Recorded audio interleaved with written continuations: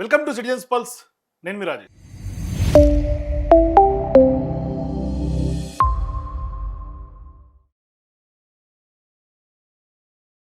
ఇవాళ ముఖ్యమంత్రి రేవంత్ రెడ్డి గారు పిఆర్ స్టంట్లు వేసుట్ల వాళ్ళ గురువుని మించిపోయింది ఇవాళ వాస్తవానికి. మరి ఇవాళ ఉదయం అందరూ లేవంగానే ఉదయం ఆఫీసులకు పోయే టైంలో ఫోన్ పట్టుకోగానే ఒక వీడియోలు కనిపించింది. ఆయన రేవంత్ రెడ్డి గారు బాహుబలి క్రేన్లు ఎక్కి పైన చూస్తూ ఉన్నాడు, ఏరియల్ షాట్స్ చూస్తూ ఉన్నాడు. అట్లాగే ఆకస్మిక తనిఖీ చేసిండు, అభివృద్ధి వర్క్స్ని పోయి చూసిండు, మూసీకి సంబంధించినటువంటి రివర్ డెవలప్మెంట్ మీద ఆయన చాలా సీరియస్గా మిరాలం ట్యాంకుకు పోయి చూసిండు. అసలు ఎవరు ఊహించలేదు, అక్కడ ఎవరు లేకుండా ఆకస్మికంగా వెళ్ళిపోయింది రేవంత్ రెడ్డి గారు అని ఇట్లా అంది సోషల్ మీడియాలో ఇట్లా వస్తూ ఉన్నాయి. నాకు అనిపించింది నిజంగా ఇంత ఆకస్మికంగా ఎట్లా పోయింది. గతంలో ఒకసారి ఇట్లనే జూబ్లీ హిల్స్ పార్కులో పోయిండు ఆకస్మికంగా. అది కొంత ఆకస్మికంగా పోయినట్టుగానే కనిపించింది అది. ఎందుకంటే ఆ రోజు ఇంత సెక్యూరిటీ, ఇంత ఆర్భాటాలు, అట్లాగే ఈ కెమెరా స్టంట్లు ఇవేమీ లేకుండే. నిజంగానే పోతా ఆపి పార్కులకు దిగిండు ఆయన. దాన్ని మనం కాదనడానికి ఏం లేదు, అది ఆకస్మిక పర్యటనే.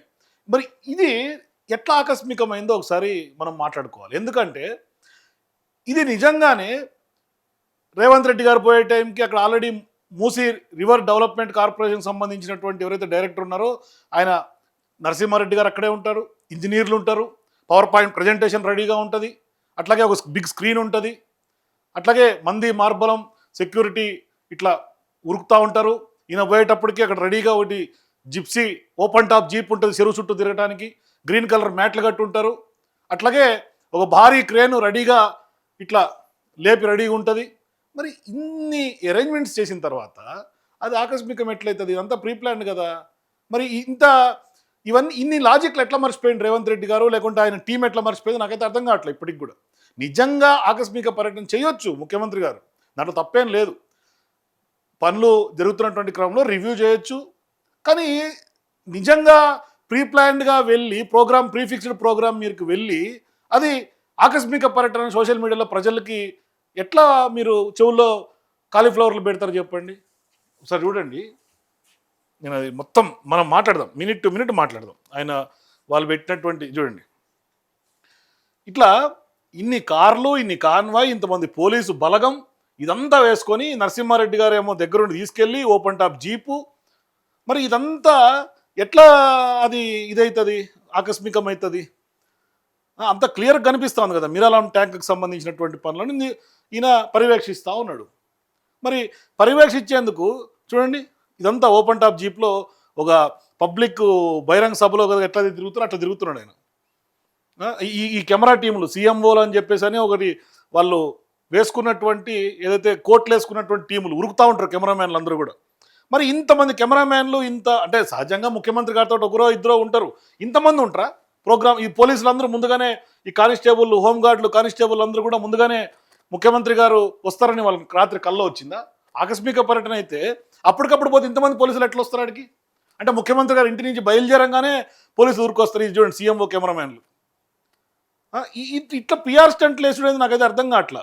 వాస్తవానికి మూసీ మీద ఈయన చేయాల్సిన పిఆర్ స్టంట్లు ఏం తెలిసిన, బాధితులకు సంబంధించి దాదాపుగా కొన్ని రోజులుగా, కొన్ని నెలలుగా వాళ్ళు అడుక్కుంటా ఉన్నారు, మీరు రండి మా బాధలు చూడండి, మీరు రండి మూసీ పరివాహక ప్రాంతానికి రండి అంటా ఉన్నారు. ఈయన అట్లా పోకుండా నల్గొండకు పోయి రెచ్చగొడతాడు తప్పితే అక్కడ ఉన్నటువంటి ప్రజల్ని. ఇక్కడికి వచ్చి అసలు మూసీ ఇల్లులు పోతున్నటువంటి వాళ్ళు, భూములు పోతున్నటువంటి వాళ్ళు, లేకుండా మధు పార్క్ రిడ్జ్ వాళ్ళు ఆడికెళ్ళి మీరు వాళ్ళ సమస్యలు ఏంది, అసలు వాళ్ళకి సంబంధించినటువంటి కాంపెన్సేషన్ లేనిది మీకు ప్రజల అవసరం పట్టదు. ఇట్లా చెరువులు ఈ అవసరం పడతాయి. ఇప్పుడు అక్కడ పోయి మిరాలం ట్యాంక్ డెవలప్మెంట్ కూడా అక్కడ స్టీల్ బ్రిడ్జ్ కడుతురట. అట్ ద సేమ్ టైం మొన్న ఆయన ఇక్కడ ఎంసీహెచ్ఆర్డీలో కూడా పెద్ద ఎత్తున రివ్యూ చేసిండు అధికారులతోటి. మరి అది సరిపోదని డైరెక్ట్గా ఆన్ గ్రౌండ్ పోయిండు. సరే పోయిండు, పెద్ద నష్టమేం లేదు. కాకపోతే ఇక్కడ చూడండి, ఈయన పోతుంటే ఆడ క్రేను ఎక్కే దగ్గర రెడీగా ఆల్రెడీ గ్రీన్ మ్యాట్ వేసి ఉంటుంది కింద. మరి ఆల్రెడీ గ్రీన్ మ్యాట్ వేస్తుంది అంటే ప్రీఫిక్స్డే కదా. అప్పటికప్పుడు గ్రీన్ మ్యాట్ ఎట్లా తీసుకొచ్చేస్తారు ముఖ్యమంత్రి గారు పోతుంటే? ఇక్కడ పోలీసులు రెడీగా ఆల్రెడీ నిలబడుకొని ఉన్నారు అక్కడ పోలీసులు అందరూ కూడా మొత్తం. సరే ఇదంటే మీరు ముఖ్యమంత్రి గారు కాన్వాయ్తో పాటు కొంతమంది టీం ఉంటుంది అనుకోవచ్చు.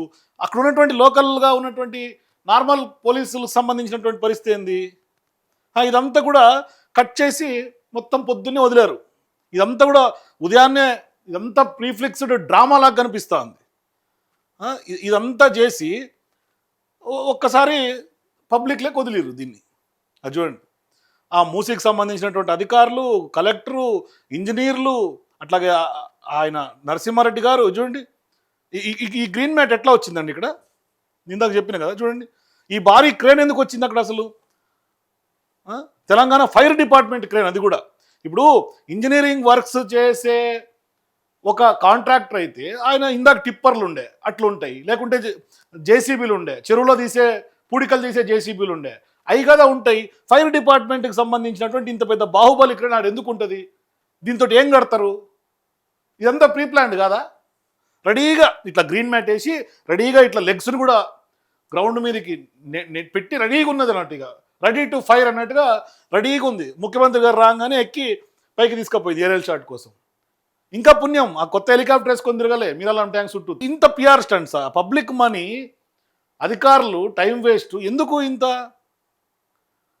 ఉదయాన్నే పోయి అక్కడ ఈ బ్రిడ్జ్ చూడడానికి, ఆయన కట్టే బ్రిడ్జ్ చూడడానికి మూసీకి సంబంధించి, అంటే మూసీకి సంబంధించి ఇప్పుడు ఏదో చేస్తుండు ముఖ్యమంత్రి గారని అందరికి తెలియాలి కదా. అసలు చేయాల్సింది వదిలిపెట్టేసిండు ముఖ్యమంత్రి గారు. ఇవాళ బాధితుల పక్షాన మీరు ఏం చేస్తారో అందరికీ తెలుసు. అసలు బాధితులకు ఇవ్వాల్సినటువంటి కాంపెన్సేషన్ మీద ప్రభుత్వంలో ఇప్పటికి కూడా క్లారిటీ లేదండి. వాళ్ళకి ఒక్కోసారి ఒక నోటీస్ ఇస్తున్నారు, డివైడ్ అండ్ రూల్ పాలసీ వాళ్ళని చేస్తుర్రు. అసలు మూసీకి సంబంధించి అద్భుతాలు సృష్టిస్తామని ఇదిగో ఈ పవర్ పాయింట్ ప్రజెంటేషన్ ఎట్లా వచ్చిందండి? ఈ టెంట్ ఎట్లు వచ్చా అకస్మాత్తుగా పోతే, ఈ మైక్ సెట్లు ఎట్లు వచ్చా, ఈ స్క్రీన్ ఎట్లు వచ్చే, ఈ వీడియోలు ఎట్లు వచ్చే, ఇంత పక్కడబందీ ఏర్పాట్లు చేసుకొని మీరు చూడండి, కుర్చీలు సెటప్, ఇంత భారీ సెటప్ చేసిన తర్వాత ముఖ్యమంత్రి గారు ఆకస్మికంగా పోయిండట మూసీ సంబంధించిన బాగోగులు చూడటానికి. అంటే ఇదిగోండి, ఇది చూడు, ఈ మ్యాపులు, ఈ స్టిక్కు, ఇదంతా సినిమా లెవెల్లో సెటప్ అంతా. అంటే ఏంలే, ముఖ్యమంత్రి గారు రేవంత్ రెడ్డి గారు ఏదో చేస్తున్నాడు అని ప్రజలు చూడాలా, ప్రజలకు ఏదో చేసినట్టుగా కనిపించాలా, వచ్చినటువంటి నెగిటివ్ని కవర్ చేసుకోవాలా. కవరప్ డ్రామాలు ఇవన్నీ కూడా. ఏం చేసేది ఉండదు, ఏం లేదు, ఒట్టి కవరప్ డ్రామాలే, ఏం ఉండదు చేసేది ఉంటే. మూసి ఏదైతే మీరు ఆ యొక్క మొన్న ల్యాండ్ అక్విజిషన్ చేస్తుర్రో, ఇప్పుడు కలెక్టర్ ఆఫీసుల దగ్గర లేకుంటే ఆర్డీఓల దగ్గర ఆ బాధితులు పడిగాపులు పడుతుర్రో, వాళ్ళ కన్నీళ్ళు మీరు అడ్రస్ చేస్తే బాగుంటుంది. దాన్ని అడ్రస్ చేసేందుకు ఇప్పటిదాకా అధికారులు క్లారిటీ ఇవ్వరు. ఆర్డీఓ ఒకటి చెప్తాడు, కలెక్టర్ ఒకటి చెప్తాడు, తహసీల్దార్ ఒకటి చెప్తాడు. మరి ల్యాండ్ అక్విజిషన్ ఆఫీసులకు పోయి వాళ్ళు పేపర్లు పట్టుకొని తిరగాల్సినటువంటి పరిస్థితి. ఏది బుల్డోజ్ చేస్తున్నారు తప్పితే మీరు బాధితుల పక్షాన వాళ్ళ గోడు వినటానికి వాళ్ళు రమ్మని పిలిస్తే వాళ్ళ కాడికి పోయి మీరు ఇక్కడ ఆకస్మిక పర్యటన చేసే బదులు మధుపార్క్ రెడ్డిని ఆకస్మిక పర్యటన చేయండి. చేసి ఆ బాధితుల డిమాండ్ లేనిది, మేము వాళ్ళ ఇల్లు కోల్పోతున్నటువంటి క్రమంలో ఇంత పెద్ద గొప్ప ప్రాజెక్ట్ అని నిజంగా మీరు అనుకుంటే వాళ్ళకి కావాల్సింది ఏంది, మీరు ప్రభుత్వం తరఫున చేస్తుంది ఏంది, మీ అధికారులు ఎట్లాగో క్లారిటీ ఇస్తలేరు కదా, మీరే డైరెక్ట్గా పోండి. ఇవాళ మీరు చెరువును చూడటానికి పోయినప్పుడు మీకు ఓటేసి గెలిపించినటువంటి ప్రజలు అక్కర్లేదా? మీకు నిజంగా మూసీ మీద అంత చిత్తశుద్ధి మీకుంటే అధికారులతో ఎంట పెట్టుకొని తీసుకెళ్ళండి. ఒక వారం రోజులు ఆడే ఉండండి, మీరు నష్టమే వచ్చింది. మీకు ఒక ప్రిస్టేజియస్ ప్రాజెక్ట్ కదా మూసీ. ప్రజల్ని కాన్ఫిడెన్స్లోకి ఎందుకు తీసుకోవట్లేదు? మళ్ళీ మీరేమంటారు, అది హిట్లర్ పరిపాలన, నేను ఎవడు అడ్డొచ్చి పండుకున్నా నేను మూసీ చేస్తా, వాళ్ళ బుల్డోజర్లో దోల్తా. ఎందుకు అంత శాడిజం ప్రజల మీద? మీరు నిజంగా చేయదలుచుకుంటే ఇది చేయండి. మీరు ఇటువంటి పిఆర్ స్టంట్లు చేసి ఎందుకు ఇరుక్కుపోతారు? ఇది క్లియర్గా పిఆర్ స్టంట్ అని అర్థమైపోయింది, బట్టబయలు అయిపోయింది పిఆర్ స్టంట్ అని. గతంలో ఎట్లయితే మీరు కాన్వాయిల్లో ట్రాఫిక్ ఆపకుండా పోయినది ఒక పిఆర్ స్టంటు. మొన్న కూడా అసలు మొత్తం హైదరాబాద్ ట్రాఫిక్లో కేబీఆర్ చుట్టూతా రేవంత్ రెడ్డి గారు పోతున్నాడు. ఆయన పోయేటప్పుడు ఎవరు ఆపరు, సైడ్లు అటు ఇటు ఆపేది ఆ సిగ్నల్స్ దగ్గర, ఆ జంక్షన్ల కాడ ఆపుతారు. అవి చూపిరు.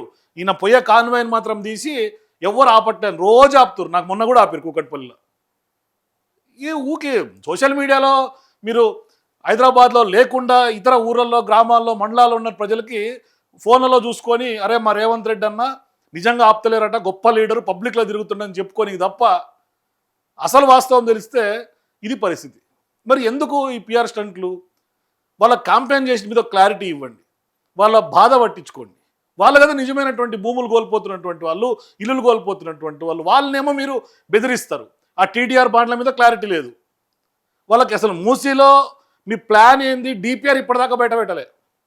మీరు జస్ట్ పవర్ పాయింట్ ప్రజెంటేషన్ ఇస్తారు, మీరు బాహుబలి గ్రాఫిక్స్ చూపిస్తారు, మీరు బాహుబలి క్రేన్లు ఎక్కుతారు, కానీ ఫైర్ డిపార్ట్మెంట్ క్రేన్లు. అసలు మీరు మూసీలో ఏం చేయదలుచుకున్నారు, దాని ప్రణాళికలు ఏంది, డీటెయిల్డ్ ప్రాజెక్ట్ రిపోర్ట్ ఇప్పటిదాకా ప్రాజెక్టుకు సంబంధించిన డిపిఆర్ఏ లేదు ఇప్పటిదాకా. మరి మీరు ఎంతసేపున్నా మీ పిఆర్ స్టంట్లు చేసి అనవసరంగా ప్రజల్ని ఇంకా రెచ్చగొడుతురు తప్పితే మీరు ఫాయిదా ఏం కనిపిస్తలేదు. సో నిజంగా రేవంత్ రెడ్డి గారు పిఆర్ స్టంట్ల మీద మీ అభిప్రాయం కూడా కింద నా కామెంట్స్ చెప్పండి. For more videos please watch citizens pulse.